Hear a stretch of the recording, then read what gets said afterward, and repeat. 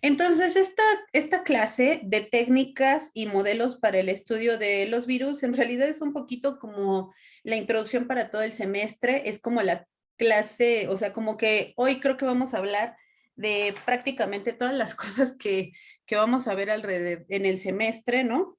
Obviamente, pues no las vamos a desglosar todas, ¿no? Sino que simplemente vamos a hacer eh, un resumen, digamos, para irnos adentrando en estas cuestiones, ¿no? Y bueno, vamos a ponerlo en presentación completa para que se vea como un poquito más bonito. Y bueno, entonces tenemos aquí que vamos a hablar hoy de un montón de cosas, ¿no? Entonces, bueno, no se preocupen, no vamos, como les decía, no vamos a hablar así como de todos los fundamentos de las técnicas, ni mucho menos, pero creo que sí vamos a hablar de su utilidad. Y entonces, bueno, ¿cuál va a ser la temática? Pues primero, pues obviamente ver cuáles son los principales problemas que tenemos para estudiar los virus, porque pues eso es algo que tenemos que estar como que conscientes. Después, pues algunas técnicas usadas en su estudio y pues algunos modelos, ¿no? Que también usamos en el estudio de los virus. Y entonces lo primero es, ¿cuáles serían los problemas que nos vamos a encontrar así en el estudio de los virus? ¿Cuáles creen ustedes que serían los principales problemas en esto del estudio de los virus? A ver, Francisco, Miguel. Pues creo que el principal sería no tener una herramienta como la microscopía óptica, porque son de escalas nanométricas, ¿no? Entonces, eso dificulta mucho el diagnóstico en muchas ocasiones. O se pueden dar diagnósticos erróneos. Ujú. Sí, exactamente. Creo que uno de los principales problemas de los virus es justamente su tamaño, ¿no? Y entonces no es así como las bacterias de, pues agárrate una laminilla, haces un frotis, hacemos una tinción, pues ya no decir de Gram, ni mucho menos, ¿no? Incluso alguna tinción que dijeras, pues especial para los virus o cosas así, eso no lo podemos hacer porque aunque desarrolláramos una metodología, una tinción que nos tiñera los virus, pues después cómo los ves, o sea, obviamente son tan pequeñitos que pues no los puedes observar ahí en un simple microscopio, un microscopio óptico. Y pues bueno, los microscopios electrónicos pues ya tienen también obviamente ya contamos con esa tecnología, pero bueno, contamos como humanidad, porque a veces nuestros laboratorios pues son aparatos muy caros, de mucho mantenimiento, las tinciones o las metodologías que se necesitan para visualizar objetos en ellos, pues también son muy costosas, entonces no es así como que, pues ponte aquí, vamos a montar nuestro microscopio electrónico para el diagnóstico, ¿no? De virus. Entonces sí, efectivamente, ¿no? Como dice Miguel, pues sí tenemos ese problema. Ujú. ¿Qué otro problema? ¿Cómo puedes pasar a Ay, Diana, la profesora Paola dijo que hoy no iban a conectarse en Zoom, que hoy iban a tener unas actividades que ya les había dejado. Entonces, pues más bien será que lo cheques cuáles actividades les dejó. Hoy no están conectados por Zoom. Ujú. Gracias, profesor. Bueno. Ujú. Entonces, como les digo, pues sí, tenemos ese problema, ¿no? ¿Qué otro problema tenemos en esto del estudio de los virus? ¿Qué otra cosa se les ocurre? Se me ocurre, profesora, que el cultivo tampoco es tan fácil como en el caso de las bacterias, o bien también el diagnóstico se dificulta porque solamente se puede detectar cuando está en vía hemática, cuando está dentro de la célula y en fase latente, pues no. Sí, efectivamente, Yosajandi, ya dijiste, en realidad no un problema, sino varios, ¿no? El cultivo obviamente no es tan fácil, no es como las bacterias que pues ustedes saben que pues haces en una gelosa o en un agar, que obviamente hay desde agares muy sencillos hasta agares muy complejos, súper nutritivos y cosas así. Pero bueno, tú así le pongas a los virus la cosa más nutritiva, el agar más complejo que se te ocurra, o el caldo de cultivo también más complejo que se te ocurra, los virus no pueden simplemente multiplicarse en este medio, ¿no? Yoshihandi no lo dijo claramente, pero sí lo dijo de forma implícita porque los virus se encuentran dentro de las células, los virus se multiplican dentro de las células. Entonces, pues no es que, pues simplemente acá en mi matracito le pongo cualquier medio, por muy complejo que sea, y pues entonces ya los virus se van a poder multiplicar. Entonces esa es una cuestión ahí importante, ¿no? Que efectivamente si los virus no tienen células, pues no se pueden multiplicar. Y otra cosa también muy importante para el diagnóstico, pues es que no necesariamente los vamos a poder diagnosticar cuando están dentro de las células, ¿no? Los virus también, no todos, algunos presentan etapas latentes. ¿Qué quiere decir eso de etapas latentes? Que no siempre se están multiplicando, o sea, como que nada más dejaran ahí su genoma metido en una célula y ya. No, pues está peor, imagínate cómo puedes detectar algo así, ¿no? Es más fácil detectar cuando se está multiplicando porque de alguna forma pues puedes detectar a lo mejor su genoma que está en grandes cantidades, puedes detectar pues sus proteínas que se van sintetizando y pues bueno, obviamente los puedes detectar en sangre, aunque no necesariamente o no exclusivamente en sangre. Ustedes saben que por ejemplo ahorita para la cuestión de la pandemia, si a ustedes ya les ha tocado hacerse una prueba, pues te toman, por ejemplo, un exudado nasofaringeo, ¿no? Entonces, pues también puede ser de otro tipo de muestras, pues dependiendo la patogénesis del virus. Entonces, pues ese también, como decimos, ¿no? Es un problema, aunque bueno, pues conociendo también un poquito de la patogénesis del virus, pues es un problema que se puede resolver, ¿no? ¿Qué muestra tomo para que efectivamente pueda yo tener el mejor diagnóstico? Eso hablando, claro, en el diagnóstico viral. ¿Qué otro problema se les ocurre que podemos tener en el estudio de los virus?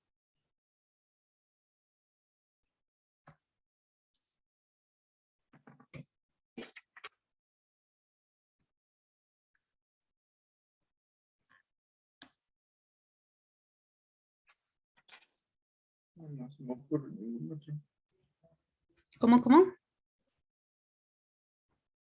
Ay, no, perdón. Ah, yo dije, yo una vocecita y muy leve, pero bueno, vale. Sí, entonces, pues creo yo que básicamente esos son los problemas más grandes, ¿no? Pero bueno, pues vamos a ir checando, ¿no? Esas cuestiones. Entonces, como decimos, ¿no? Pues realmente, y qué bueno que también a ustedes se les ocurrió primero, porque a mí también se me ocurrió que es el problema principal, como ya les decía, pues el tamaño, ¿no? Nosotros tenemos virus que van básicamente de los 20 nanómetros a los 360 nanómetros. Pues obviamente los de 20 nanómetros son sumamente pequeñitos, pero incluso 360 nanómetros, aunque aquí ya suena como mucho más, ¿no? Realmente es una cosa muy, muy pequeña. Definitivamente no los podemos observar en cualquier microscopio.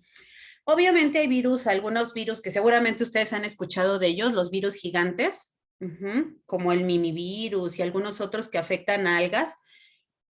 Pero bueno, ahorita pues como nuestro curso básicamente está enfocado en virus que afectan a los humanos, pues por eso les doy como intervalo de tamaño, ¿no?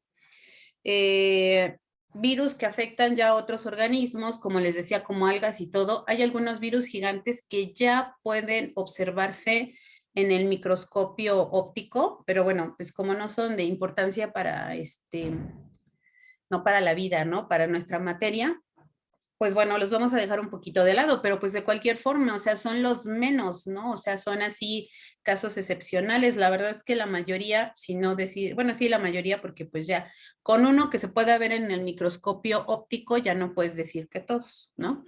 Entonces, la mayoría no se pueden ver en el microscopio. Y entonces, bueno, yo les traigo aquí, no es una foto, obviamente, es un esquema, pero creo que este esquema nos puede dar pues idea, ¿no? Bueno, yo les puse que los virus van de 20 nanómetros, que son, por ejemplo, aquí los más pequeñitos, parvovirus, hepatitis A, que es de 30 nanómetros, hepatitis B de 42, todos estos papiloma, dengue, hepatitis, pues son muy pequeñitos. Ya virus más grandecillos, medianos, digamos, rotavirus que mide 80 nanómetros, adenovirus 90, influenza virus 100 nanómetros, el SARS, que es así ahorita como que el famosillo, el más famoso de todos, pues ese mide 120 nanómetros. Bueno, más bien ahorita el que es famoso es el SARS-CoV-2, ¿no? Este es el SARS-CoV-1. El virus de inmunodeficiencia humana, 120 nanómetros. Vean, por ejemplo, el virus de la rabia, ese no es como tan esférico como estos, se pueden observar. Ese mide 180 por 80 nanómetros. Los herpes, que ya son como de los más grandes, 200 nanómetros, y los más grandes son los poxvirus. Por ejemplo, este es el virus de la viruela, el variola virus, que mide 360. Y ustedes dirán, ay, ¿qué es esta cosota? Bueno, pues esta cosota es ébola virus y este es un virus más bien alargado, vean, aunque está aquí como medio como enrollado en sí mismo, algo así. Pero bueno, este mide más o menos los virus ébola. Ay, se me fue mi cursor. Los virus ébola miden más o menos 80 nanómetros de anchito y pueden llegar a medir hasta 970 nanómetros a lo largo. Entonces, estos también pueden ser muy largos. Entonces, bueno, pues a lo mejor algunos podrían decir, bueno, entonces el intervalo pues podría quedar de 20 a 970 nanómetros, ¿no? Más o menos. Entonces, esos son los intervalos que tenemos de los virus. Yo sé que a lo mejor en esta imagen no se ve muy bien, pero ¿qué otra cosa creen ustedes que podría ser o sea, viendo esta imagen, que podría ser también algo que nos dificulta el estudio de los virus? Aparte del tamaño, pensando en su estructura, por eso les dejo esta imagen.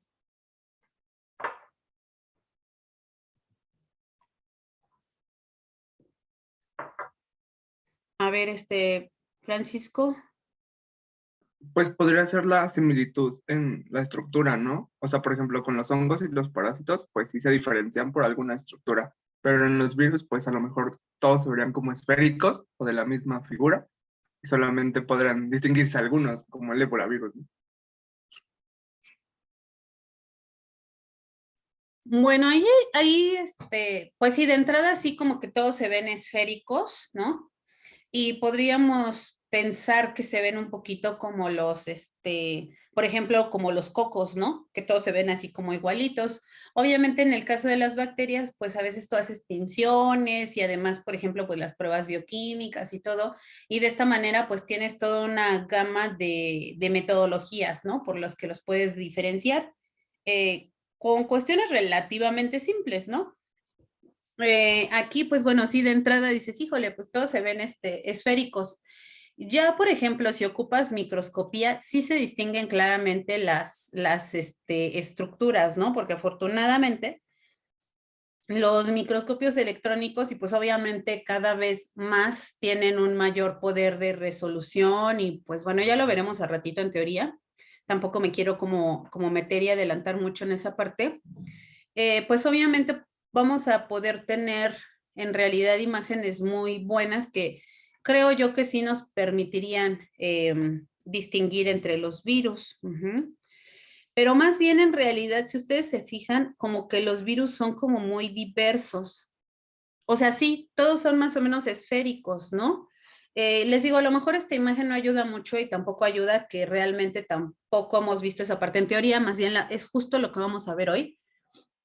Pero en realidad hay mucha variedad de virus. Hay virus que son, por ejemplo, como el herpes, que no sé si alcanzan a ver acá que tiene como como unas bolitas, ¿no?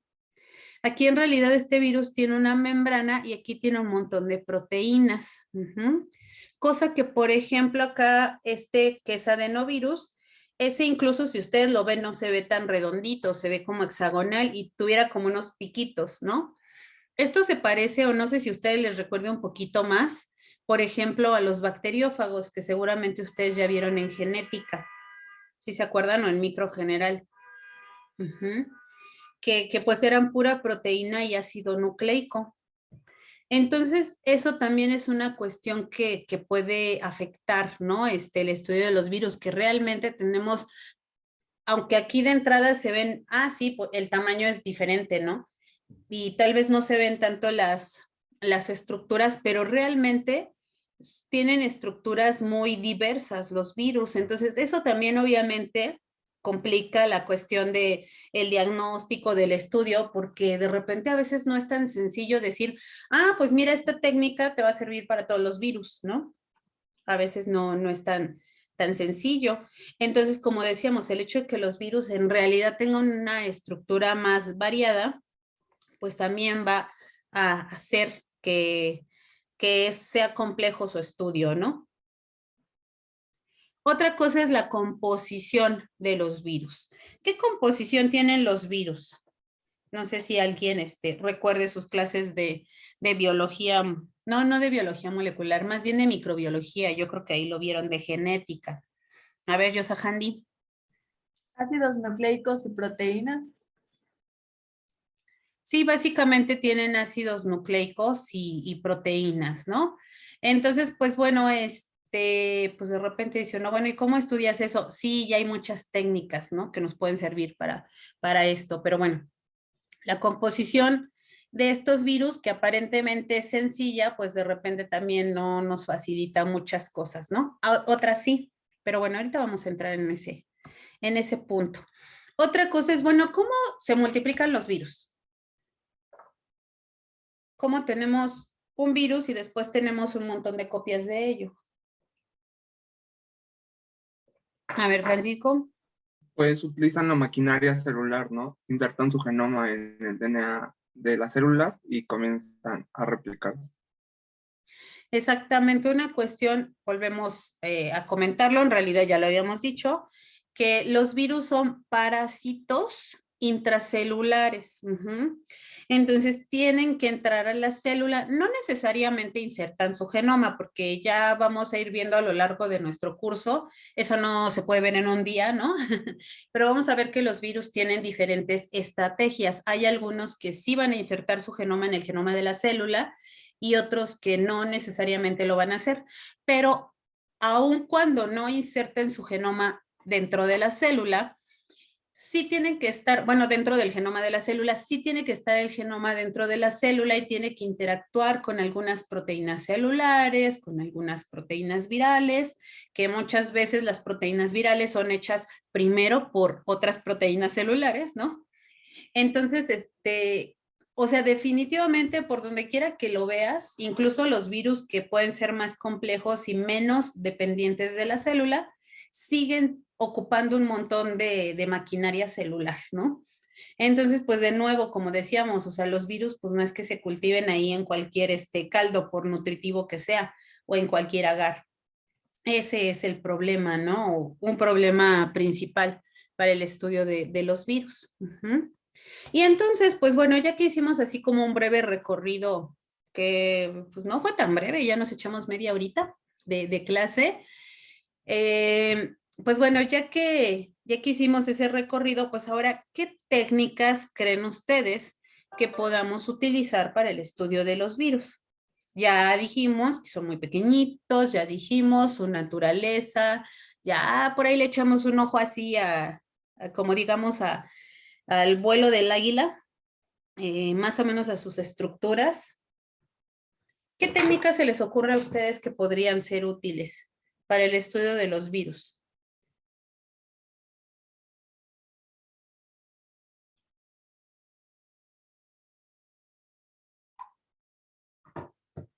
A ver, Diego. Ay, no es cierto, Diego me dice que está entrando la... a ver, Francisco. ¿Francisco o Miguel? ¿Cómo te gusta más? Francisco, Miguel siento que Perfecto. me están regañando. Sí, así pasa, ¿no? Cuando, bueno, yo he visto que eso les pasa a las personas que tienen dos nombres, que como que utilizan más uno y cuando les dice uno al otro, así como que, ¿qué te dice? Sí, es Este, cierto. pues podría ser la microscopía electrónica, las pruebas serológicas moleculares, y había leído que también la citología funcionaba en algunos casos. Sí, efectivamente, técnicas histológicas también pueden funcionar. A ver, Yosahandi. Pues las técnicas de biología molecular, se me ocurre ahorita pues la clásica PCR.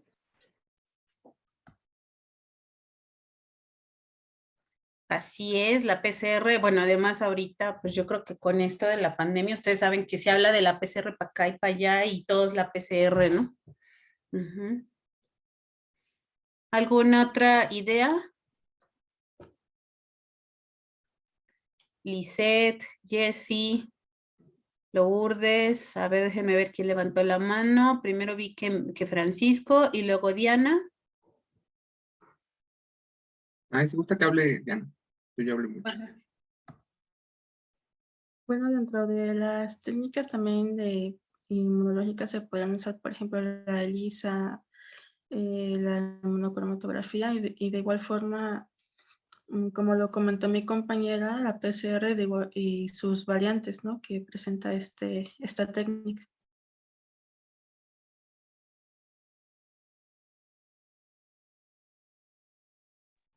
Ahora sí, Francisco, ¿qué más?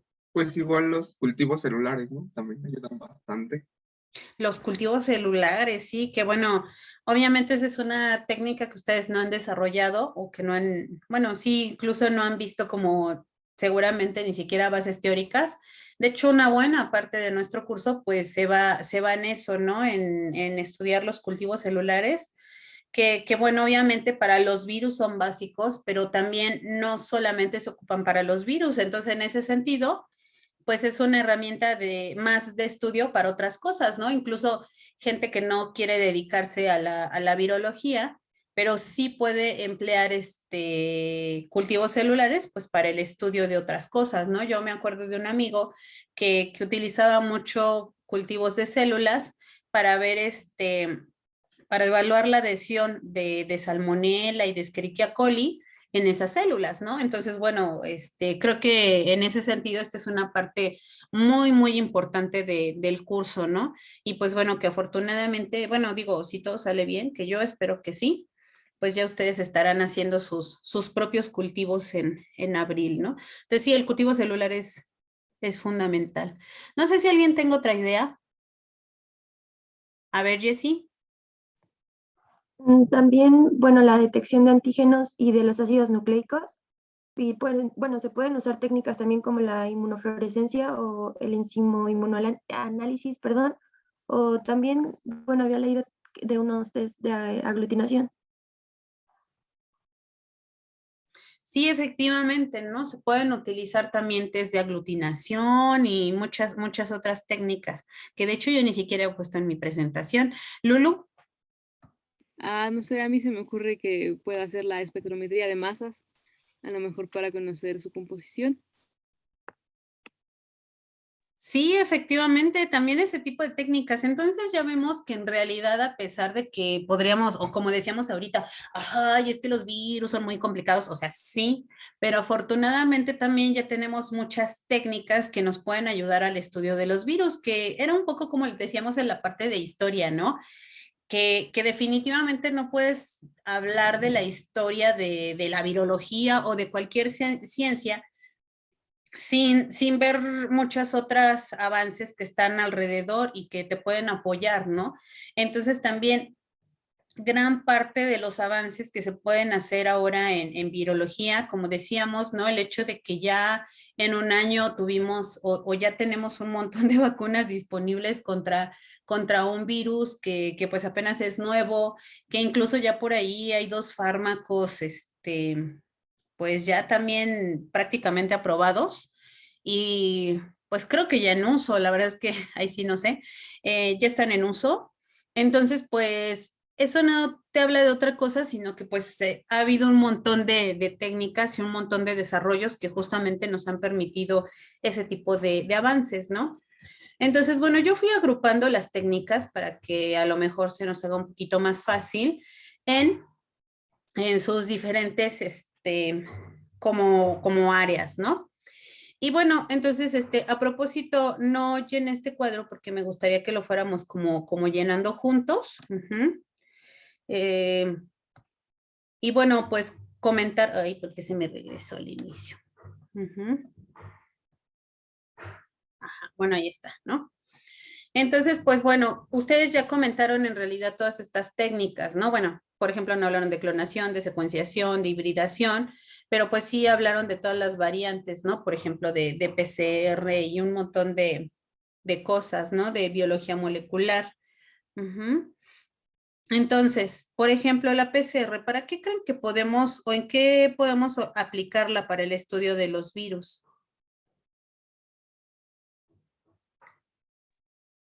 A ver, Diego. Simplemente para la identificación de los mismos. Ujú. Para la identificación. ¿Y por qué podemos hacer identificación de un virus usando la técnica de PCR?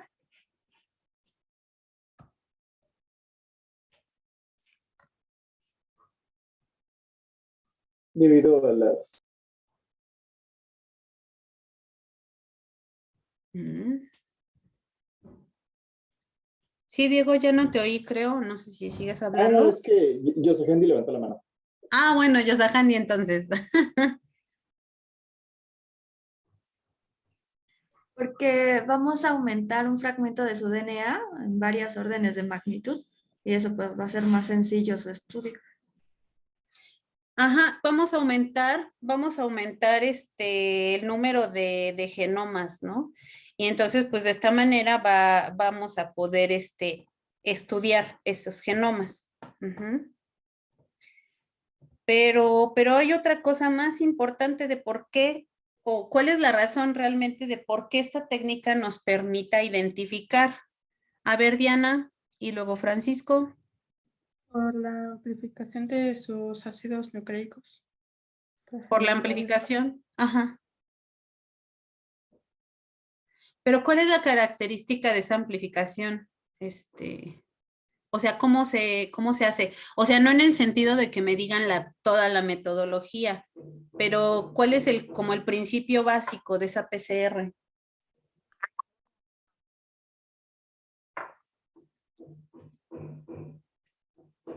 A ver, Francisco. Pues detecta secuencias cortas y específicas de las del DNA que estamos amplificando o que queremos detectar. Efectivamente, aquí el punto, ciertamente vamos a amplificar el genoma, pero aquí el punto es que lo vamos a detectar de forma específica. Recuerden ustedes que ustedes para hacer una PCR, seguramente ustedes ya llevaron biología molecular, ¿verdad? El semestre pasado. Sí, Ajá. Entonces, recuerden que ustedes tienen un genoma o una secuencia, una secuencia de DNA, o incluso puede ser de RNA. Y ustedes, mediante pequeños iniciadores específicos, ustedes van a seleccionar qué región quieren amplificar. Lo que le va a dar la especificidad son justamente esos iniciadores que ustedes van a seleccionar, no al azar, aunque bueno, hay programas que a veces sí lo hacen así, pero bueno, lo que buscan es secuencias específicas en un cierto punto y eso es lo que ustedes les va a decir si es ese virus, porque, o sea, si bien nosotros ya hemos o ya sabemos que el código genético solamente son 4 letras, la forma en la que esas letras se acomodan, pues es lo que le va a dar la especificidad.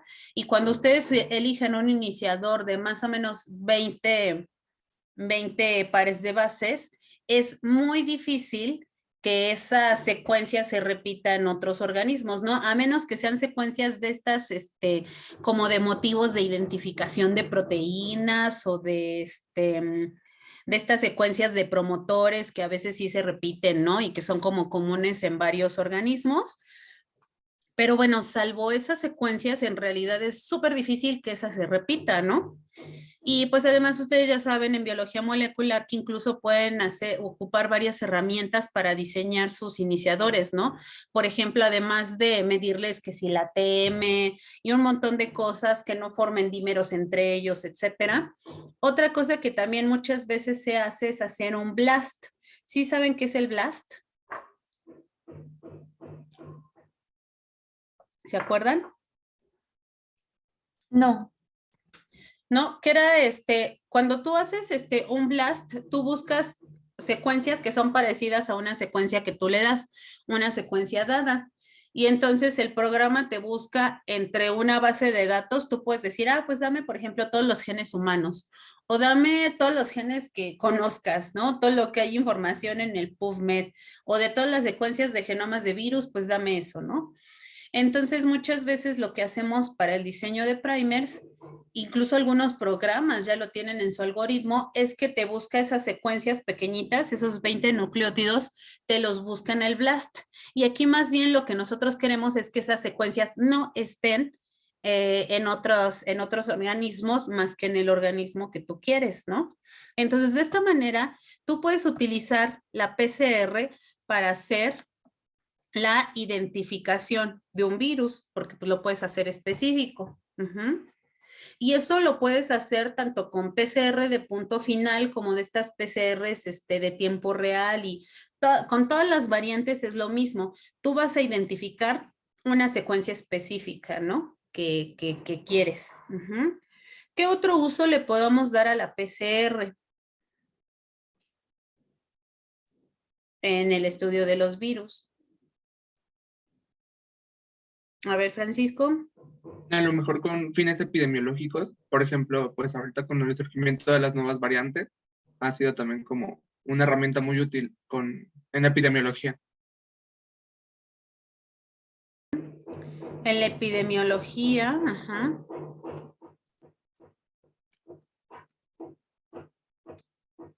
¿Qué más? Ay, quién sabe qué están golpeando por acá arriba.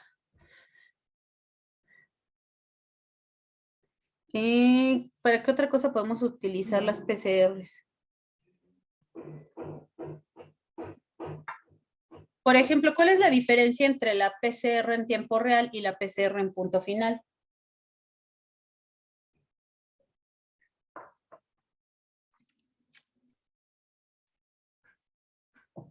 Ajá, adelante, Carlos. ¿También Que nos Carlos o Fernando? Fernando, está bien. Que bueno. nos permite conocer la carga viral. Exacto, nos permite conocer la carga viral. En la PCR de tiempo real, pues una de sus características es que tú puedes cuantificar la cantidad de material genético. Y bueno, realmente en realidad no es una cuenta así exacta, ¿no? No es necesariamente que tú digas, pues aquí tengo justamente 10 copias del genoma, ¿no? Pero están de acuerdo que ustedes pueden, o lo que se calcula en la PCR de tiempo real es el ciclo en el que se empieza a tener la amplificación y esto pues es indirectamente proporcional a la cantidad de material genético. Si el ciclo es de los primeros ciclos, eso quiere decir que ustedes tienen más. Si el ciclo es más avanzado, o sea, ya casi al final de la PCR es cuando ustedes empiezan a ver amplificación, es porque tenían menos genoma. Entonces aquí puedes cuantificar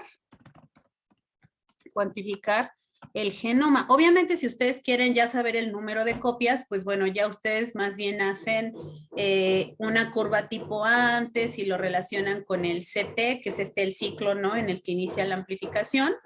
Pero bueno, en realidad muchas veces no se hace eso, o sea, simplemente se relaciona el CT de forma un poquito indirecta, ¿no? Pero pues eso te permite cuantificar el genoma efectivamente. Y entonces si tú cuantificas el genoma, pues por lo tanto tienes aquí la carga viral, que en muchos casos, en muchas enfermedades eso es muy importante. Por ejemplo, ahorita, bueno, para la cuestión de la pandemia, muchas veces se ha relacionado la carga viral pues con la infecciosidad, ¿no? De la persona, aunque no necesariamente tiene que ver, pero bueno, nos ha un poquito como dado esa cuestión. Por ejemplo, también en caso de pacientes que tienen inmunodeficiencia humana, es importante ir siguiendo pues la carga viral para saber si esa persona realmente está controlando la cantidad de virus o no. Entonces, en ese sentido, pues también es muy importante saber la carga viral. ¿Sí? Pues creo que básicamente eso es cómo podríamos ocupar la PCR. ¿Sí, Fer? Profesora, Tengo una duda. Cuando una persona con VIH dice que es indetectable, ¿se refiere a esto o...? Ah, ok. Sí, sí se refiere a esto, porque como les decía, ¿no? Pues les generalmente cada cierto tiempo les van haciendo una PCR en tiempo real y pues justamente la idea es que no se alcance a detectar si es que el tratamiento está funcionando o si es que el virus está controlado. Cuando ya se empieza a detectar en pequeñas cantidades, bueno, habrá un límite, la verdad es que lo desconozco, lo voy a investigar. Ujú. Pero bueno, seguramente habrá un límite hasta el que te puedan decir, bueno, sí, todavía es poquito virus, ¿no? Entonces sí, justamente se refiere a esto, qué tanto genoma viral encuentran, pues para poder decir, cuando es indetectable, no quiere decir que necesariamente no haya nada de virus, pero pues simplemente por la técnica no lo puedes detectar. Ujú. Muchas veces para resolver esto se pueden hacer, por ejemplo, las PCRs anidadas. ¿Se acuerdan ustedes? Que primero se selecciona como un espacio grande del genoma, se hace una amplificación y luego de ese amplificado se vuelve a amplificar ahora tratando de amplificar un pedazo más pequeño. Esto es para tratar de justamente detectar esos casos en los que tienes muy poquita cantidad de genoma que conforme pasa la PCR no te lo alcanza todavía a detectar, pero como ya amplificaste la cantidad de genomas, ahora en una segunda PCR sí te lo puede dar, ¿no? Pero bueno, o sea, obviamente dependerá pues de la metodología usada, ¿no? Generalmente pues a veces basta con una sola PCR en tiempo real que tienen en realidad muy buena sensibilidad para decir, bueno, si sigue siendo indetectable, la persona está bien controlada, ¿no? Y ya. Por ejemplo, técnicas de clonación. ¿Para qué se podrán utilizar estas técnicas de clonación? ¿Sí se acuerdan qué es la clonación?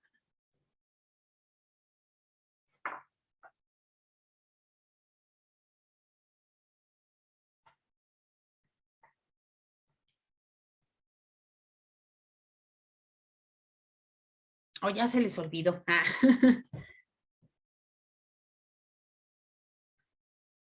A ver, Yosohani.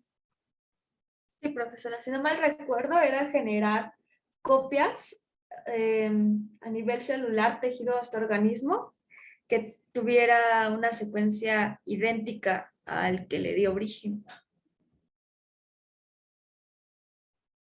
¿Alguien más?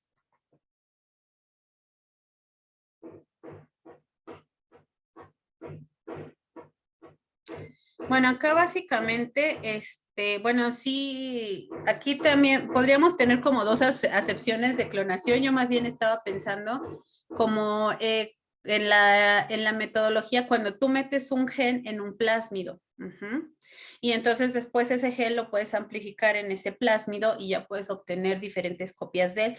Pero efectivamente, ¿no? La clonación pues sí se refiere a que tienes alguna célula, algún organismo y de un individuo vas a generar varios, entonces, pues bueno, en ese sentido, ¿no? Pero bueno, más bien, sí, yo me refería a esta parte donde metes un gen en un plásmido y pues después lo puedes amplificar. Uh-huh.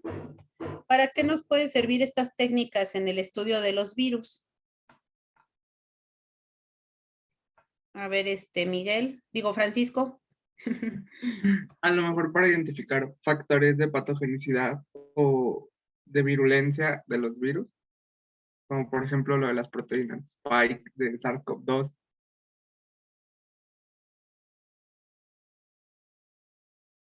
Sí, efectivamente puede ser para identificar factores de virulencia. Ajá.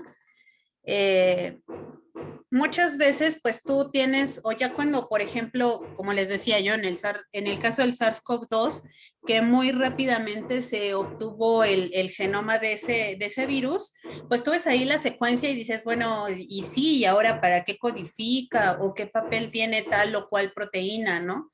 Entonces, muchas veces lo que tú haces es tomar una secuencia de ese genoma y ver, bueno, pues voy a ver para qué sirve este gen. Y entonces muchas veces lo que puedes hacer es clonar el gen, o sea, meterlo en un plásmido, por ejemplo, en un plásmido de expresión de proteínas y ver qué hace esa proteína, ¿no? Eso podría ser. Y entonces de esta manera, pues detectar factores de virulencia, ¿no? Y bueno, obviamente para la expresión de proteínas, que eso te puede servir en realidad para muchas cosas. Yo, de hecho, ahorita tengo una alumna, bueno, trabajó en el instituto, ay, se me fue Federico Gómez, el de los niños. Entonces, ella hizo la clonación de genes y la expresión de algunas proteínas del SARS-CoV-2, pues justamente para, obviamente en su tesis de licenciatura, pues a veces no puedes hacer todo el trabajo, pero ella dejó ya como, digamos, como listas las proteínas para que otras personas después hicieran ensayos de algunas drogas, cómo pueden interferir con estas proteínas, ¿no? Entonces realmente, aunque, claro, de entrada, pues esto te puede ayudar para detectar factores de virulencia o ver el papel de las proteínas, el hecho de que tú puedas expresar proteínas específicas de un virus, pues en realidad te puede dar diferentes usos, ¿no? Por ejemplo, el diseño de fármacos o drogas antivirales, incluso también te puede ayudar a verificar pues regiones antigénicas de las proteínas. Entonces en realidad puedes hacer muchas, muchas cosas, ¿no? Ya cuando tienes esta parte. Seguramente también han escuchado de una técnica que es la secuenciación. ¿Qué es la secuenciación?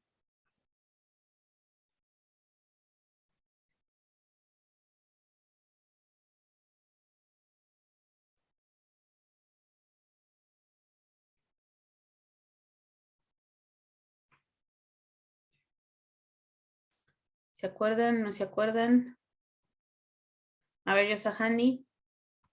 Es una técnica de biología molecular en la que se determina la secuencia o el orden de, bueno, de las bases nitrogenadas.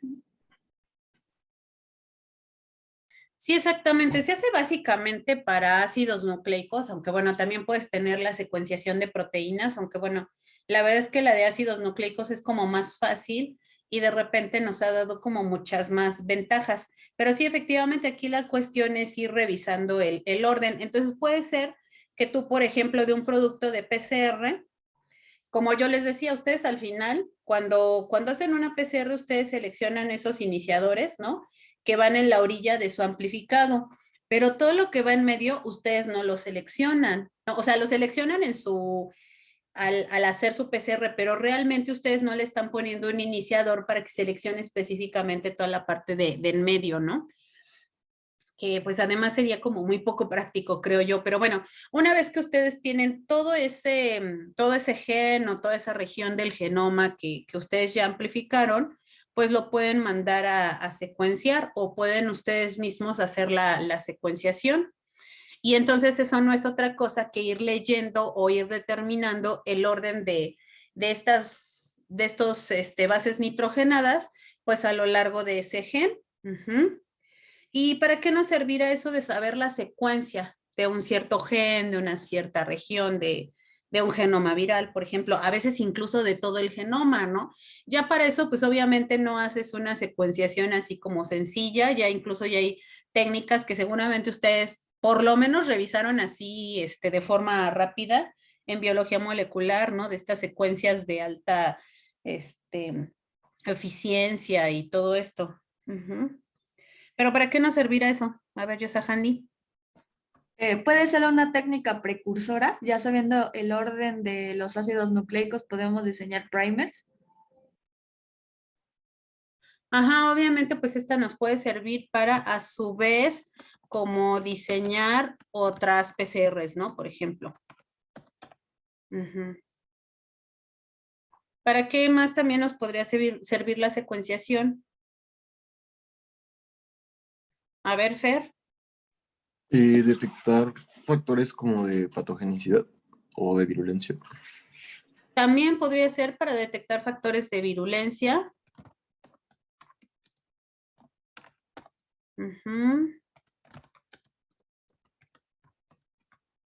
Yosahandi.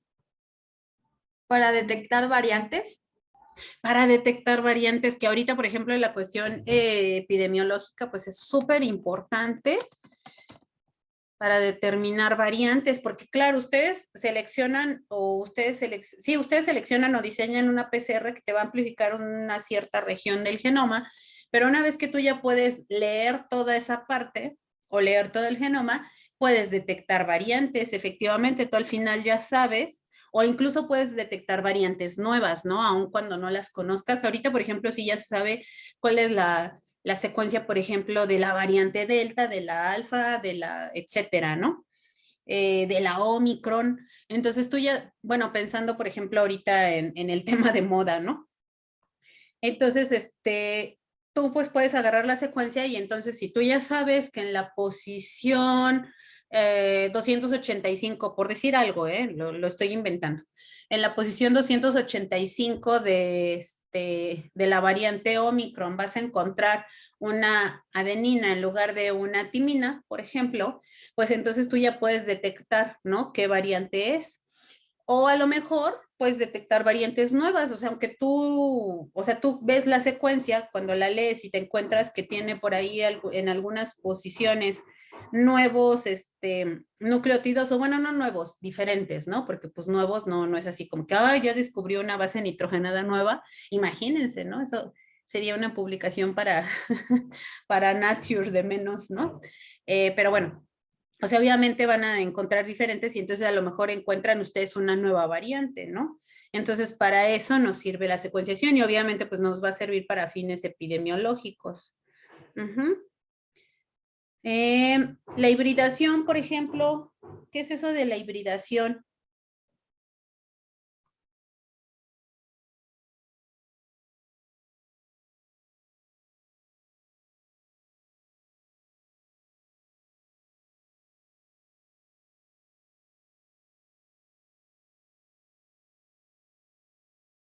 Sí, yo soy Handy, perdón, me serví agua y no vi. Sí, profesora.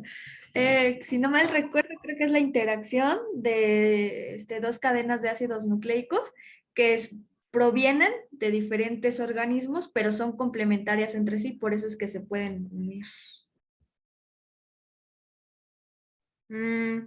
Pues a lo mejor no necesaria. A ver, Francisco, antes de que yo diga algo. Bueno, según yo, la hibridación solamente no aplicaba para, bueno, no aplica tanto para DNA, RNA, pero también se puede hacer con proteínas, ¿no? Por eso es el Western blot. Entonces, también nos serviría ese tipo de hibridación, ¿no? Sí, efectivamente, como dice Francisco, aquí también la ventaja que tenemos es que puedes hibridar RNA con DNA, DNA con DNA, RNA con RNA. O sea, el chiste es que sea complementarios, ¿no? Como bien nos dijo Yosa Handy. Y bueno, aquí como les decía, no necesariamente tienen que ser como de diferentes especies, pero bueno, más bien incluso puede ser una sonda, se llama, que ustedes mismos sinteticen. Pensando, por ejemplo, ahorita en los virus, ¿no? Ustedes quieren detectar una cierta región del genoma del virus de rabia, por ejemplo. Digo, para que no todo sea SARS-CoV-2, ¿no? Porque luego siento yo que los aburro con el mismo ejemplo. Entonces, pues ustedes quieren determinar pues una región del virus de la rabia. Entonces, ustedes pueden mandar a sintetizar químicamente o si su laboratorio cuenta con esas, pues digamos, esa tecnología, ustedes lo pueden sintetizar químicamente. Ustedes pueden poner incluso en esa sonda, pueden poner, por ejemplo, un fluorócromo. Que al final de la sonda, por ejemplo, lleva una molécula ahí de esta verde fluorescente o qué sé yo. Y entonces ustedes eso lo ponen en su muestra. Si ustedes en su muestra, que incluso pueden llegar a ser tejidos, o puede ser un lisado celular o cosas así, pero incluso puede ser tejidos, esas técnicas se ven muy bonitas porque incluso se llama hibridación in situ, porque ustedes, por ejemplo, pues el virus de la rabia, hacen cortes, por ejemplo, del cerebro, de médula espinal, y entonces lo que ustedes buscan es que ese cachito de DNA que ustedes ya marcaron, que ustedes mandaron sintetizar químicamente, se pegue con el RNA del virus. Y por eso, pues les digo que podemos además hibridar RNA con DNA. Entonces eso es lo padre. Y entonces, pues tú ya incluso lo puedes ver al microscopio, ¿no? Ya ves, pues donde tengo esta señal fluorescente, pues es que tengo ese fragmentito, ¿no? O el complementario a la sonda que yo le puse. Entonces, pues también están de acuerdo que nos puede servir en el diagnóstico, ¿no? En la identificación, por ejemplo, del virus, así como la PCR.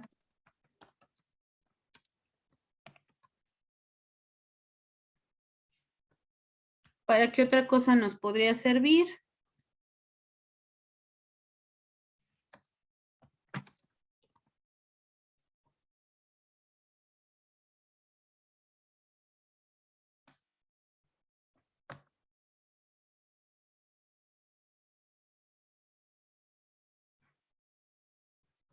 Lulu. Sí, no sé si se pueda también, o bueno, o permita ver como alguna diferencia que haya en el DNA, no sé si puede hacer como alguna mutación o algo así. Yo creo que eso sería un poco difícil porque muchas veces estas sondas, aunque por ejemplo haya un aminoácido, digo no aminoácido, un nucleótido diferente, todavía se pueden pegar. Entonces a veces no necesariamente puedes revisar pues si no se pegó o se pegó con menor eficiencia, quiere decir que hay mutaciones, ¿no? Entonces sí creo yo que eso sería un poco difícil. Ujú. Bueno, no sé si a alguien se le ocurre otro uso para la hibridación.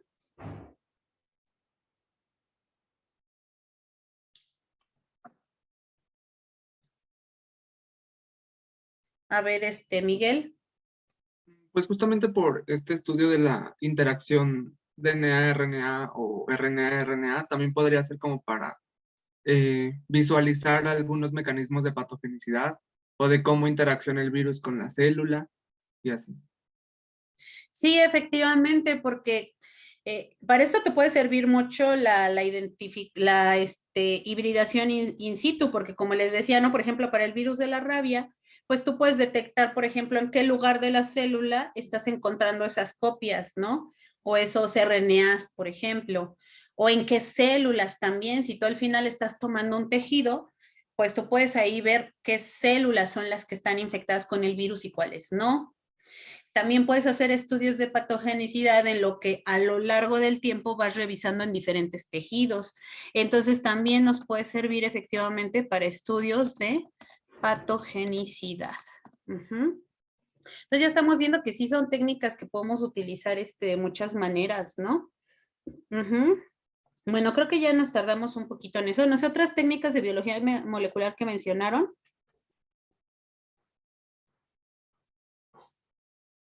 Y que no vemos aquí.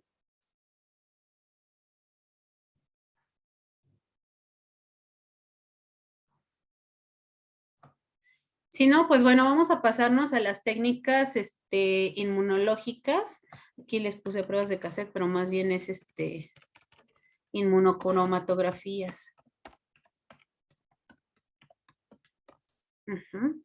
Bueno, entonces yo, por ejemplo, puse estas, ¿no? ELISA, Western blot, citometría de flujo, inmunocromatografías. ¿Qué utilidad podrían tener estas técnicas? Vamos a tratar de irnos un poco más rapidín. Miguel. Pues estas son, para empezar, como pruebas indirectas que ya no se especializan en detectar directamente al virus, a lo mejor no todas, pero detectan anticuerpos.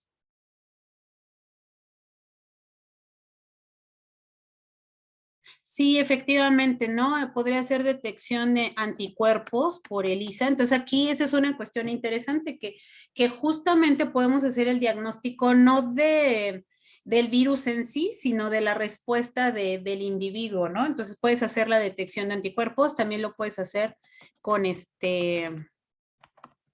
con Western blot, con citometría, bueno, también, aunque creo que en realidad no es una de sus aplicaciones, pero bueno, ahí podría ser también. Y bueno, con las inmunocromatografías, sí, esas también, ¿no? Detección de anticuerpos. Ajá.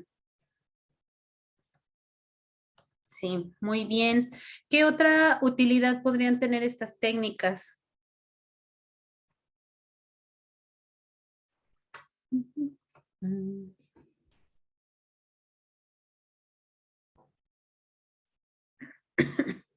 Ajá, sí, no, ay, no lo estoy viendo aquí, ¿por qué no estoy viendo que levantan la mano? A ver, Handy y Fer. Sí, profesora. Bueno, en general, creo que los métodos inmunoenzimáticos tenían tres principales funciones. Si no mal recuerdo, era para la localización de algunos constituyentes celulares, también para medir pues cantidades o componentes, principalmente fluidos biológicos o líquidos biológicos, y para la detección de precipitados inmunológicos. Entonces, siento que esas tres también entrarían, salvo citometría de flujo. Ujú. Fer. También nos permiten hacer como un pronóstico de la respuesta que está teniendo el individuo a la infección, o sea, qué tan, qué tantos anticuerpos está produciendo y ese tipo de cosas. Sí, claro, también podrían ser utilizados en la patogénesis, ¿no? Entonces, pues en realidad, bueno, tal vez no vamos a ponerlos todos porque son cosas muy generales, pero que sí, ciertamente nos pueden ayudar. Pero, por ejemplo, esto de localización de, como de factores celulares, dijiste, esta cuestión me parece muy interesante porque sí, muchas veces, o sea, como que a veces de repente pensamos más como justo en el diagnóstico, ¿no? Bueno, en la detección de anticuerpos, en la detección de antígenos, que esa es otra cuestión que vamos a poner, detección de antígenos. Bueno, me falta ahí el acento, pero bueno, luego, ya se lo puso, qué maravilla. Acá también lo podemos hacer para detección de antígenos, está también, obviamente. Y muchas veces como que pensamos más en eso, ¿no? En la cuestión del diagnóstico, tanto para detectar antígenos como para detectar anticuerpos, pero también se puede utilizar para ver qué tipo de interacciones hay, por ejemplo, de las proteínas con las células. Para eso nos sirve mucho el Western blot. La ELISA creo también, pero más el Western blot. También podemos hacer como detecciones también, por ejemplo, la inmunofluorescencia, que bueno, no lo puse aquí, eh, pero bueno, la inmunofluorescencia justamente nos sirve mucho para detectar antígenos y así como decíamos de la hibridación in situ, te puede ayudar a detectar ahora no el genoma, sino las proteínas que se están sintetizando en una cierta célula, por ejemplo, en un cierto tejido, ¿no? Entonces eso también nos podría ayudar para la patogénesis. Uh-huh. La localización, les digo, de factores celulares, eso es una cuestión muy, muy importante, ¿no? Para cuantificar, porque también, por ejemplo, tanto en el ELISA como en el Western blot, aunque más la ELISA, nos sirve para la cuantificación de proteínas, por ejemplo, cuántas proteínas virales se están produciendo, cuánto antígeno o cuántos anticuerpos, ¿no? Porque también lo podemos aplicar para anticuerpos. No solamente puedes detectar los anticuerpos, sino que también puedes medir la cantidad de ellos. Y de nuevo, ¿no? No es así como que puedes decir, ay, sí, tenemos 25.789 anticuerpos, pero sí puedes dar una cuantificación relativa, ¿no? Que a lo mejor tienes una curva tipo antes, o tienes un cierto título, o que con cierta densidad óptica, pues ya vas a tener una mayor o menor cantidad de anticuerpos, y lo puedes hacer, ¿no? De forma relativa. Uh-huh. Entonces, realmente, pues las técnicas inmunológicas nos han servido también muchísimo en el estudio de los virus, pues gracias a que pueden detectar tanto anticuerpos como antígenos del virus. ¿Quieres comentar algo más, Fer? ¿O nada más se te había olvidado bajar la mano? No, perdón, se me había olvidado. Ya la bajé. Sí, no te preocupes. Pero más bien dije, ¿qué tal si yo aquí ya me agarré acá, como siempre? A mí pónganme a hablar y parezco periquillo, ¿no? Entonces luego siento que no los dejo hablar mucho. Aunque siempre les digo, ¿no? Que participen y no sé qué, pero a la vez luego yo me pongo hable y hable. Bueno, no sé si quieran comentar algo más de las técnicas inmunológicas. Creo que lo comentaron muy bien, muchas de las funciones que pueden tener estas técnicas, o bueno, mucha de la forma que nos pueden ayudar en el estudio de los virus. Técnicas físicas y químicas, microscopía, cristalización. ¿Cuál habían dicho por ahí también? ¿Que de los estudios qué?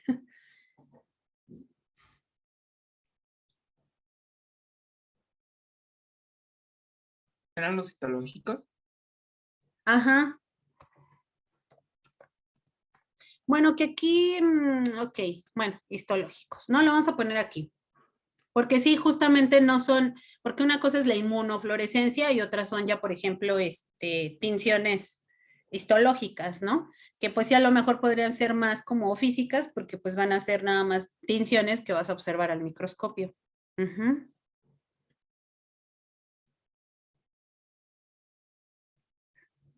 Bueno, ajá, Miguel. Bueno, igual, para el caso de las citológicas o histológicas, había visto que esas no funcionaban con cualquier virus, o sea, no fuera como para todos, sino solamente para los que son capaces de formar sinsitios por la conglomeración de células. Y bueno, un ejemplo era el del herpes, el del VPH y así. Pero creo que esa era su única utilidad y no es, tiene como limitantes. Sí, exactamente, porque a diferencia de la inmunofluorescencia, por ejemplo, que sí puedes utilizar un anticuerpo específico que me detecte este antígeno viral y entonces yo simplemente detecto ahí la presencia del virus. Acá en los histológicos, pues como es una tinción, por ejemplo, una simple tinción de hematoxilina eosina, pues obviamente no te va a teñir de forma diferencial a los virus, ¿no? De hecho, tampoco te va a poder teñir de forma diferencial a las células que estén infectadas con virus, pero lo que sí te puede ayudar es, por ejemplo, a detectar esas anormalidades, ¿no? Células que de repente se ponen más grandes o que se unen unas con otras, justo como decía su compañero. Ahorita tal vez no entendemos esto de los in sitios, pero incluso lo vamos a ver en el laboratorio. Yo espero que todo salga, pues como debe de salir.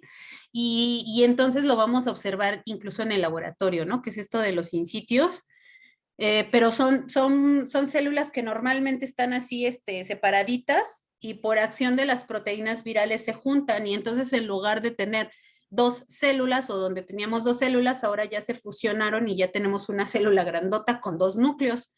Entonces eso, por ejemplo, con una tinción de hematoxilina eosina se ve muy bien, pero efectivamente, como dice su compañero, eso no nos va a servir para todos los virus porque no todos los virus hacen este tipo de cambios, ¿no? A veces también para lo que nos puede servir es para hacer estudios de patogénesis,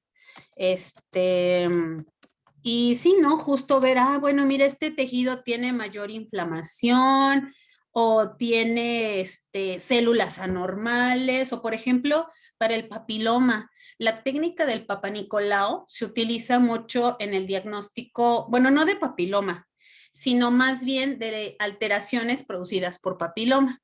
Y entonces, en ese sentido, pues se ha vuelto una técnica, bueno, es una técnica importantísima que nos ha ayudado pues a detectar casos de cáncer cérvico-uterino, ¿no?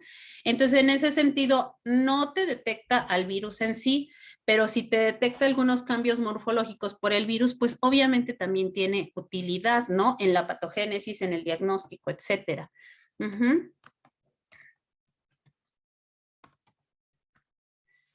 Por ejemplo, la microscopía, pues bueno, obviamente se sirve para ver la estructura del virus, ¿no? O determinar la estructura del virus.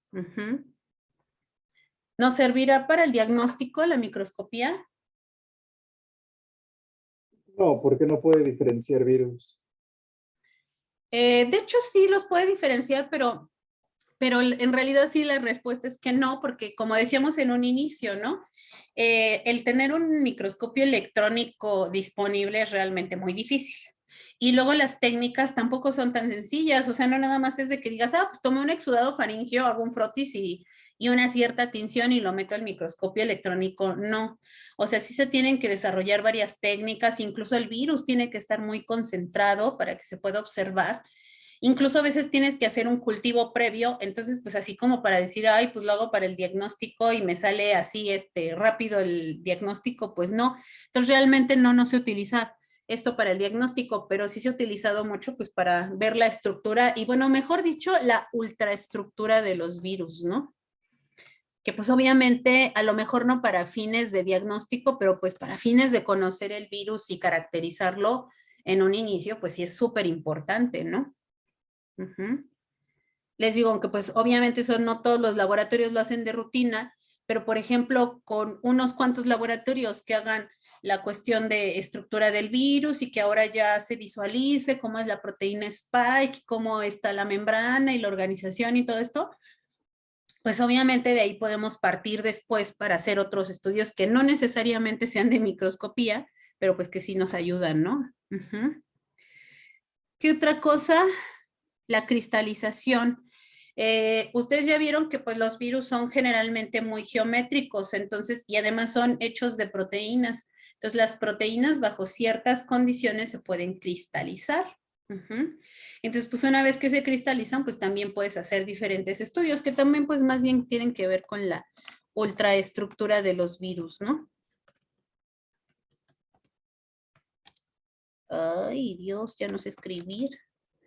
Yo creo que soy como algo disléxica cuando escribo en la computadora. O torpe. Pero bueno. No sé de aquí otra cosa que se pueda decir, que se nos ocurra.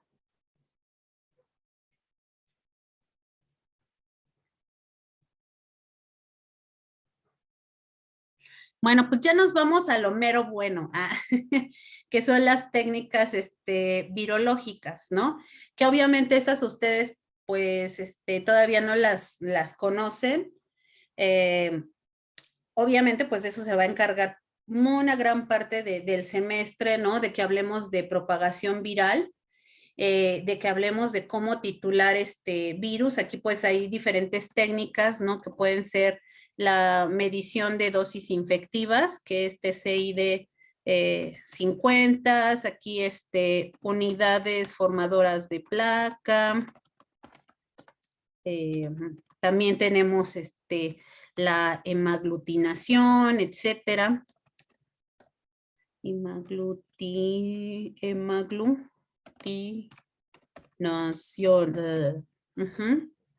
Entonces, bueno, todas estas técnicas, todas estas técnicas son de titulación viral, pero pues son ya técnicas virológicas específicas que pues nos van a ser de mucha utilidad, ¿no?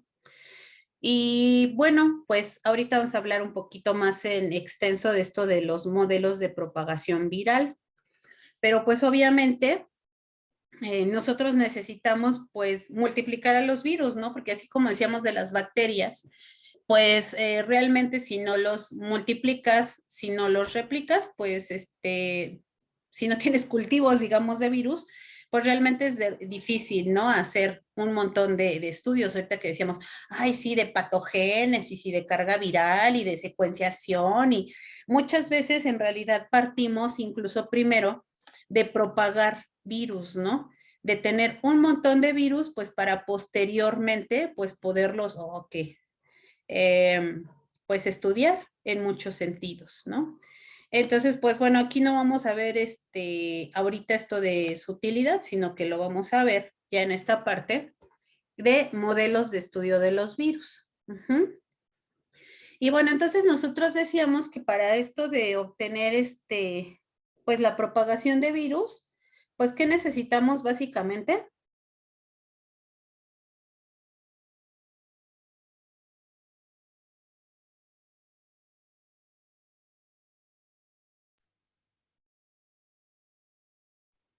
Cultivos celulares. Necesitamos básicamente tener células y claro, creo yo, y bueno, ya varias veces, aunque como les decía, aunque ustedes no lo han visto, ya varias veces han mencionado esto de los cultivos celulares, aunque no son los únicos. Y entonces vamos a ver, bueno, vamos a ver que no son los únicos, creo que la primera, ya me fui, bueno, ya, olvídenlo. No son los únicos, ¿no? Entonces, pues vamos a tener varios modelos, pero antes de entrar a eso, pues sí me gustaría hacer como una breve, decir, bueno, ¿para qué estudiar los virus? Pues obviamente en el diagnóstico, ¿no? Que eso es una cuestión así súper práctica, ya lo vimos ahorita en la pandemia, pues una cuestión muy importante pues era diagnosticar pues cuál era el agente causal, déjenme ponerlo en grandecito para que se vea más bonito, pues cuál era el agente causal de una cierta enfermedad, ¿no? tanto como para tomar medidas, como para darte un cierto tratamiento, que muchas veces en el caso de los virus realmente el tratamiento no es específico, pero bueno, pues a veces te sirve pues para tomar otras medidas, ¿no? A lo mejor no necesariamente de tratamiento. También el diagnóstico pues nos sirve para cuestiones epidemiológicas, o sea, al final, pues claro, tú puedes hacer la definición de un caso probable, un caso sospechoso y ya un caso confirmado, que es realmente del diagnóstico, pero son justo los casos confirmados los que te van a dar pues mayor luz, ¿no? De cómo va un virus en un cierto lugar, independientemente de que no sea un virus pandémico, ¿no? Obviamente, pues también nos sirve para la patogénesis, también el estudiar a los virus no solamente es quedarse ahí de, pues ya diagnostiqué y ya vi la patogénesis. Cuando también ya sabes de la patogénesis, pues puedes meterte a la cuestión de diseño de tratamientos, por ejemplo, para tratar de minimizar el impacto de esa enfermedad. O también puedes incluso pues desarrollar vacunas para controlar la enfermedad, ¿no? Y entonces, bueno, creo que a nosotros, espero que a todos nos quede muy claro que entonces esto de las vacunas y de los tratamientos no suple una cosa a la otra, o sea, no es porque, pues como ya hay tratamientos, ya no me pongo la vacuna, o viceversa, ¿no? Pues como ya no hay vacunas, ya no hay que diseñar tratamientos, porque obviamente actúan a niveles diferentes, ¿no? De la enfermedad. Las vacunas, pues obviamente son para prevenir la infección, o en su defecto para prevenir una enfermedad grave, y pues bueno, los tratamientos es cuando ya tienes la enfermedad y pues está agravando, pues obviamente contar, ¿no? Con una ayuda, o también no esperar a que la enfermedad se agrave, pues a veces para tener el tratamiento. Y pues bueno, lo que nosotros buscamos en esto de los modelos de estudio es, pues obviamente todo el mundo quiere el modelo ideal, ¿no? Un modelo que sea reproducible, en el que nos van a salir así como muy buenos datos, o que, déjenme conectar mi computadora, no vi que no estaba conectada y ya se me está acabando la batería, no se nos vaya a cortar la clase acá.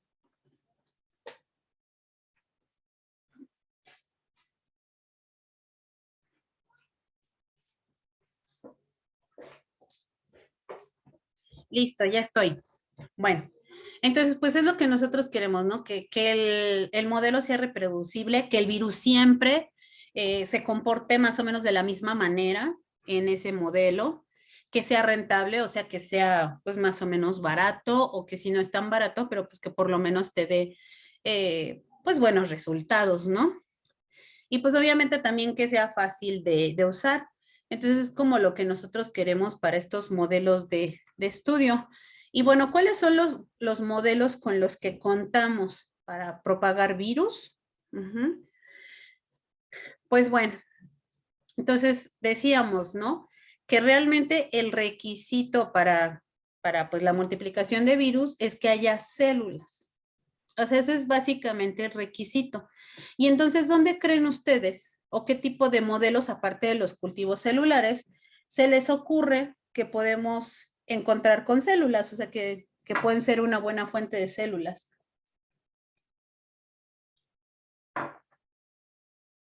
A ver, Yosahandi. Los huevos.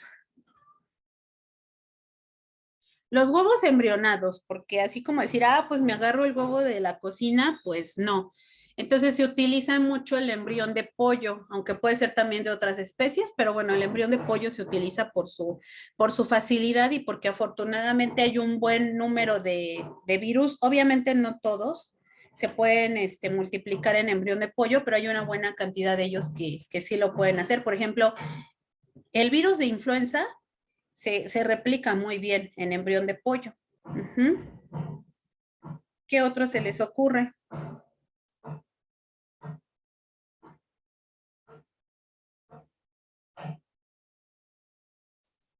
A ver, Francisco. ¿Podrían ser modelos animales como ratones, cuyos demás? Sí, efectivamente, también pueden ser modelos animales, ¿no? Y entonces, pues ya tenemos en realidad nuestros 3 diferentes modelos, ¿no? De propagación viral, que son animales, embrión de pollo y cultivo celular. Los animales, pues bueno, además, obviamente pueden ser animales de laboratorio, como bien nos decía Francisco, pueden ser ratones, pueden ser cuyos, pueden ser conejos, e incluso pueden ser animales ya un poquito más, pues más grandes, ¿no? Perros, gatos, vacas, caballos. O sea, en realidad podemos tener una amplia gama de modelos animales, ¿no?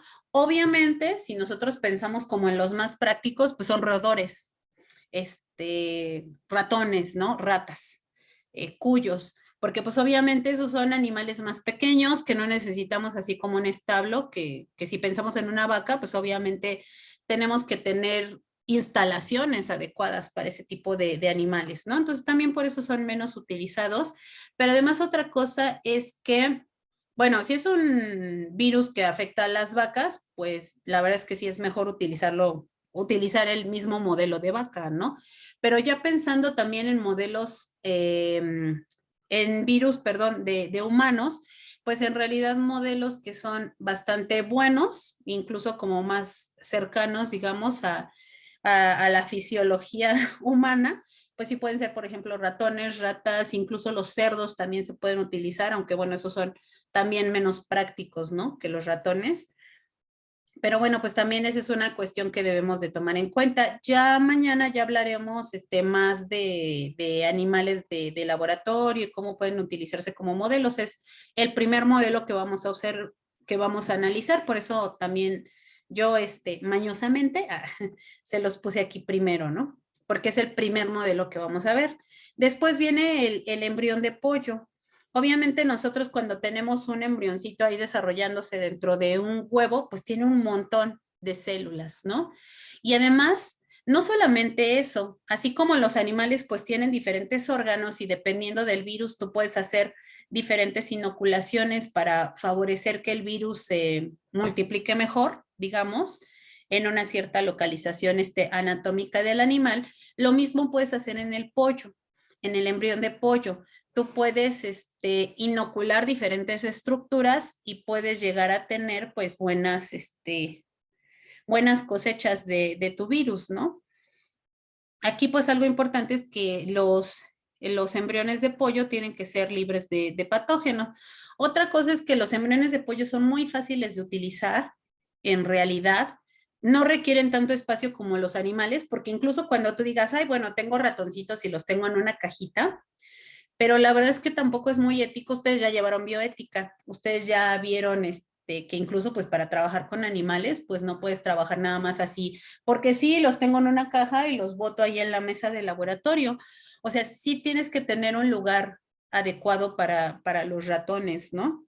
Para los animales, por muy pequeños que sean, y pues requieren alimento, cama, toda una serie de condiciones, ¿no? Que pues ya para los embriones no es necesario que tú les pongas alimento, no es necesario que les pongas una cama, aunque sí necesitas una incubadora donde estén ahí en condiciones adecuadas, que estén más o menos a 37 grados, que tengan ciertas condiciones de humedad, ¿no? Pero eso en realidad sigue siendo más fácil que darles a los animales una cama, un espacio, alimento y todo esto, ¿no? Y pues a veces también nos sale más barato. Y pues bueno, ya lo último que pues ustedes ya en realidad habían dicho, pues es el cultivo celular, que pues no es otra cosa más que células crecidas en el laboratorio, en un ambiente controlado, en un cierto soporte y pues bajo ciertas condiciones. ¿Hasta acá vamos bien? Sí, profesora. ¿Dudas, preguntas, comentarios, inconformidades? Bueno, pues ya nada más aquí y ya para terminar, pues este es como una especie de, ¿cómo decir? Como de diagrama de flujo de lo que podría ser un estudio de los virus. Entonces, por ejemplo, pues nosotros tenemos un problema, ¿no? Supongamos que quiero estudiar la patogénesis de un virus, por ejemplo, que les gusta. ¿Cuál será? Que no sea SARS-CoV-2. Pues, por ejemplo, ustedes quieren ver virus Zika, ¿no? cómo es o dónde se multiplica, por ejemplo, en un ratoncito y pues para hacerlo más interesante en ratones hembras preñadas, ¿no? Ustedes quieren ver si ese virus, por ejemplo, es capaz de pasar al fetito. Ujú. Y entonces, pues ese es como su problema. ¿Cómo le harían ustedes para hacer eso? O sea, ¿qué tendrían que hacer para ver, pues sí, el virus sí está pasando al feto?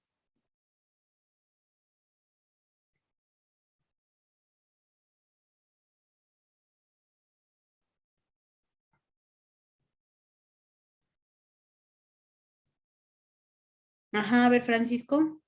Pues tendremos que utilizar animales de laboratorio embarazadas, bueno, ratas embarazadas, para verificar la infección en los fetos o en los no neonatos. Efectivamente, ¿no? Pero incluso antes de eso, porque ya estaremos aquí pues en el modelo de la patogénesis, ¿no? Pero incluso antes que eso, pues ustedes lo recomendable es que se hiciera una propagación, ¿no? Del virus, que cuantifiques cuánto virus tienes, ¿no? Eso puede ser por diferentes técnicas que en su momento iremos observando. Y entonces sí después ves el modelo de patogénesis, como decíamos, ¿no? Tú tienes a tus ratonas o a tus ratas, creo que Zika se multiplica mejor en ratones, ¿no?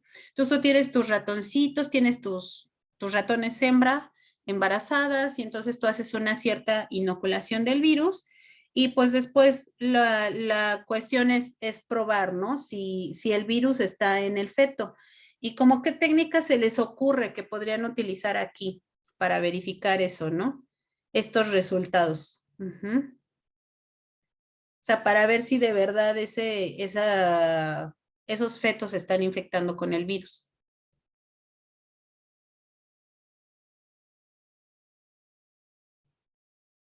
¿Qué técnicas como de las que ya vimos podrían ocupar para decir, mira, sí, el virus sí está en el feto o no? También puede ser que a lo mejor no llegue, ¿no?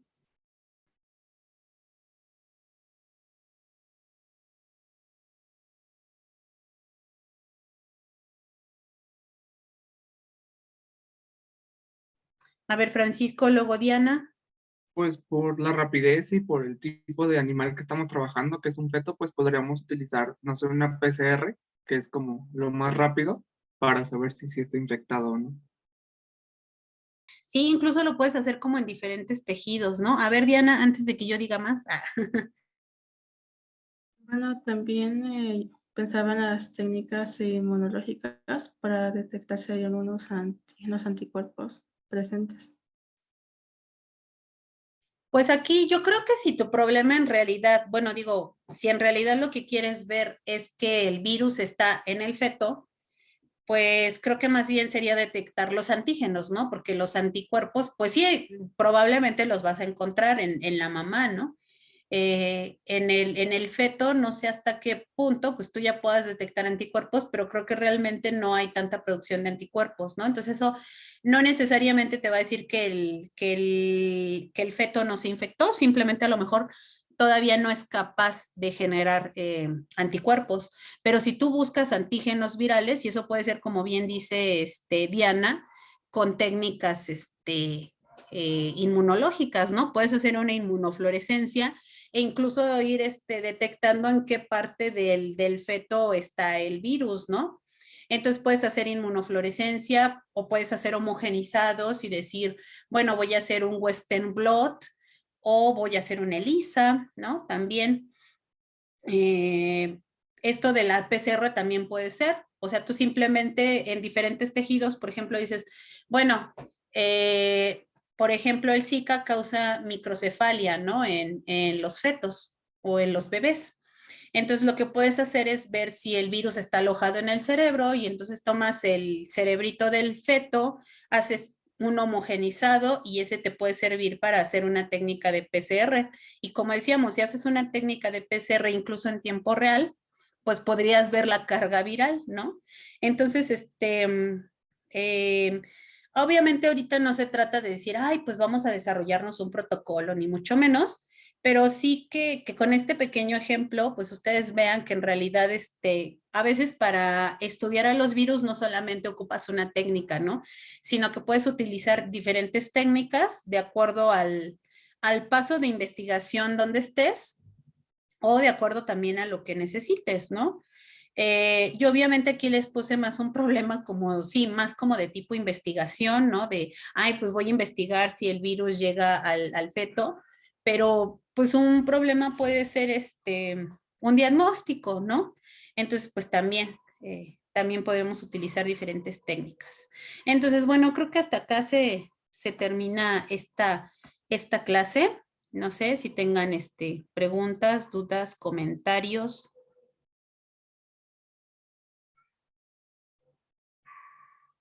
Todo bien, profesora. No, profesora.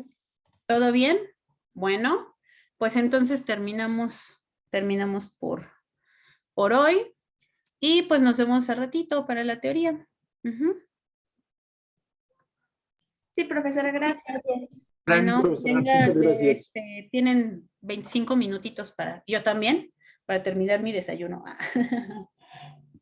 Gracias. Bueno, Gracias, nos provecho. vemos. Gracias, profesora. Aprovecho. Gracias, bye.